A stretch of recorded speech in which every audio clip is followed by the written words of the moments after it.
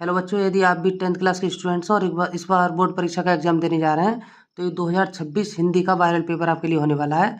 इसमें देखिए इसका संकेतांक है 801 बीई। 801 बीई प्यारे बच्चों इसका संकेतांक है। और सबसे पहले जब आपको पेपर मिलेगा परीक्षा में तो इसमें होगा समय 3 घंटे 15 मिनट। और इसके लिए नोट में दे रखा होगा प्रारंभ के 15 मिनट परीक्षार्थियों को प्रश्न पत्र पढ़ने के लिए निर्धारित हैं। तो इसमें कुछ निर्देश दिए हुए होंगे। सबसे पहले हम आते हैं खंड आ और खंड वा में ये पेपर जो है वो विभक्त होता है। तो सबसे पहले हम आते हैं खंड आ में। खंड आ में देखो वस्तुनिष्ठ प्रश्न होते हैं बहुविकल्पीय जो आपको करने होते हैं। तो बहुविकल्पीय देखो इसमें पहला क्वेश्चन है हमारा, ये 20 क्वेश्चन आते हैं पेपर में, आपको 20 क्वेश्चन मिलेंगे जो OMR शीट पर आपको सॉल्व करने होंगे। तो पहला क्वेश्चन है सरस्वती पत्रिका के संपादक हैं। बहुत ही इंपॉर्टेंट क्वेश्चन है, सरस्वती पत्रिका के संपादक हैं। तो प्यारे बच्चों इसमें 4 आपको ऑप्शन मिलेंगे जिसमें से एक आपको सही होगा। तो प्रेमचंद, दूसरा है हजारी प्रसाद द्विवेदी, तीसरा है जयशंकर प्रसाद और चौथा है आपका महावीर प्रसाद द्विवेदी। तो जो सरस्वती पत्रिका लिखी थी वो लिखी थी महावीर प्रसाद द्विवेदी ने। तो ये वाला आंसर आपका सही हो जाएगा, डी वाला आंसर आपका सही है। इसको टिक कर लेंगे आप। नेक्स्ट है हमारा निर्मला किस विधा की रचना है। निर्मला किस विधा की रचना है। इसमें है निबंध, उपन्यास, जीवनी और आत्मकथा। डी नंबर पे दिया है हमारा आत्मकथा। तो ये बी नंबर आपका सही है, जो है निर्मला किस विधा की रचना है। तो निर्मला जो है वो उपन्यास विधा की रचना है। नेक्स्ट क्वेश्चन पे आते हैं, क्वेश्चन नंबर 3 देखते हैं। पंच पात्र के लेखक हैं।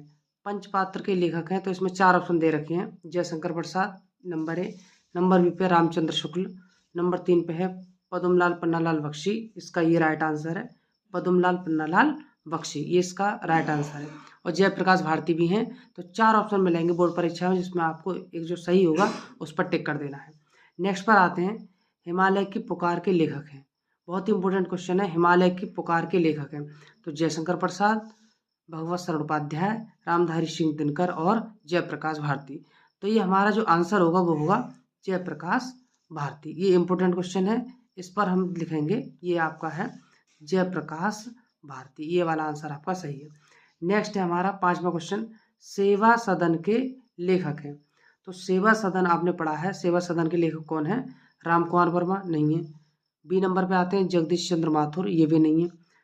नंबर 3 जो है हमारा मुंशी प्रेमचंद, ये इसके सही आंसर है। सेवा सदन के लेखक हैं मुंशी प्रेमचंद। तो आप उस सही वाले पे टिक कर देंगे और OMR शीट पर सी नंबर वाला गोला जो है वो ब्लैक पेन से उसको गोला कर देंगे। रीतकाल के कवि हैं। छठा क्वेश्चन है रीतकाल के कवि हैं। तो नागार्जुन, भारतेंद्र हरिश्चंद्र, महावीर प्रसाद द्विवेदी और मतीराम। तो इसका राइट आंसर होगा प्यारे बच्चों भारतेंद्र हरिश्चंद्र। भारतेंद्र हरिश्चंद्र जो है वो रीतकाल के कवि हैं। नेक्स्ट आते हैं, दूसरा सप्तक प्रकाशित हुआ। तो पहला जो सप्तक हुआ प्रकाशित वो तो हमारा 1943 में हुआ था। अब ये ध्यान रखने वाली बात है कि इसमें पहला पूछा है सप्तक या दूसरा पूछा है। तो अगर यहाँ पूछते हैं पहला या प्रथम सप्तक प्रकाशित हुआ तो प्रथम को तो आपको 1943 ईस्वी लगा देना है। और अगर दूसरा सप्तक पूछ रहे हैं तो ये बी नंबर वाला आपका सही है, वो है सन 1951 ईस्वी में ये आपका प्रकाशित हुआ। नेक्स्ट है निहार के रचनाकार हैं। तो निहार के जो रचनाकार हैं वो हमारे 4 ऑप्शन दे रखे होंगे, महादेवी वर्मा, धर्मवीर भारती, राम नरेश त्रिपाठी और श्याम नारायण पांडे। तो हमें जो आंसर सही है वो हमारा है महादेवी वर्मा। ये इसका आंसर बिल्कुल करेक्ट है, तो आपको महादेवी वर्मा पे टिक लगा देना है। नेक्स्ट क्वेश्चन लेते हैं, क्वेश्चन नंबर 9 है पुष्प की अभिलाषा शीर्षक कविता किस काव्य ग्रंथ से ली गई है। तो प्यारे बच्चों आपको देखना है कि पुष्प की जो अभिलाषा है वो शीर्षक कविता किस काव्य संग्रह से ली गई है। तो ये हमारा राइट आंसर इसका हुआ यामा। किससे ली गई है, यामा से। वैसे 4 ऑप्शन आएंगे, युग चरण भी है, साकेत भी है, रश्मि रथी है, लेकिन आपको यामा पे टिक कर देना है, ये आपका राइट आंसर होने वाला है। अगला क्वेश्चन देखते हैं, छायावाद युग की मुख्य विशेषता है। तो छायावाद युग की जो मुख्य विशेषता है वो क्या है। पहला है युद्धों का सजीव वर्णन, भक्ति की प्रधानता, तो भक्ति की प्रधानता इसमें नहीं है। सी पे है यथार्थ चित्रण, यथार्थ चित्रण भी इसका राइट आंसर नहीं है। और हमारा जो राइट आंसर है वो है डी वाला सही है, प्रकृति का मानवीकरण। तो प्रकृति का मानवीकरण इसका सही आंसर है, इस पर आप टिक लगा देंगे। नेक्स्ट है करुण रस का स्थायी भाव है। तो करुण रस का, करुण का मतलब होता है दुख, शोक, तो करुण रस का जो स्थायी भाव है वो रति नहीं है, हास नहीं है, ये आपका राइट आंसर होगा इसमें शोक। शोक जो है वो करुण रस का स्थायी भाव है। क्वेश्चन नंबर 12 पे आते हैं। जहां उपमेय को उपमान पर सीधा आरोपित कर दिया जाता है तो वह कौन सा अलंकार होगा?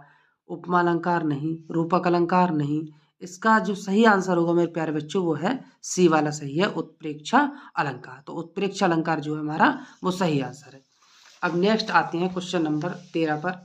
तो देखो क्वेश्चन नंबर 13 पे क्या है, ये क्वेश्चन नंबर 13 आपका है, सोरठा किस प्रकार का छंद है? सोरठा किस प्रकार का छंद है? तो आपने पढ़ा है अर्ध सममात्रिक छंद, नहीं, ये बी वाला आंसर इसका सही है, सममात्रिक छंद। सोरठा जो है वो सममात्रिक छंद, इसमें समान मात्राएं होती हैं। अगला क्वेश्चन आते हैं क्वेश्चन नंबर 14 पे। निर्गुण शब्द में प्रयुक्त उपसर्ग है, तो निर्गुण शब्द में प्रयुक्त जो उपसर्ग होगा वो पहला होता है निर्गुण, गुण बाद में आया है, उपसर्ग का मतलब होता है पहले जुड़ने वाला, तो निर आएगा इसमें आंसर, तो नी नहीं, गुण ये भी आंसर सही नहीं है आपका। अगला है नीर, ये भी आंसर सही नहीं है। आपका जो राइट आंसर होगा वो होगा निर, ये वाला डी वाला आंसर आपका सही है, तो आप इस पर टिक लगा देंगे। अगला क्वेश्चन है 15 क्वेश्चन नंबर 15 है, नील कमल में कौन सा समास है? तो नील कमल में जो समास होगा द्विगु समास नहीं, कर्मधारय समास, इसका जो राइट आंसर होगा वो बी वाला सही है, कर्मधारय समास जो है वो नील कमल का समास होता है। क्वेश्चन नंबर 16 देखिए, देव नदी का पर्यायवाची शब्द है, तो देव नदी का जो पर्यायवाची शब्द है, देवों की नदी किसे कहा जाता है? यमुना को नहीं, सरयू को नहीं, गंगा जो है वो देव नदी है, गंगा को देव नदी के नाम से जानते हैं, तो ये आपका आंसर होगा सी वाला सही होगा। युष्माभि शब्द में विभक्ति एवं वचन है, तो इसका आपको कमेंट करके बताना है हमें आंसर कौन सा सही होगा। ये मैंने आपको HW में दे दिया, इसको आपको सही करके बताना है कि जो इस्मावी है शब्द उसमें विभक्ति एवं वचन है, कौन सा आंसर आपका सही है, तो ये आपको बताना है। क्वेश्चन नंबर 18 लेते हैं, विकारी पद कितने प्रकार के होते हैं? तो जो विकारी पद है वो कितने प्रकार के होते हैं? 2 नहीं, 3 नहीं, 8 नहीं, ये आपका राइट आंसर होगा डी वाला सही है। ये विकारी पद जो है वो कितने प्रकार के होते हैं? 4 प्रकार के होते हैं। अगले क्वेश्चन पर आते हैं, अर्थ के आधार पर वाक्य के कितने भेद होते हैं?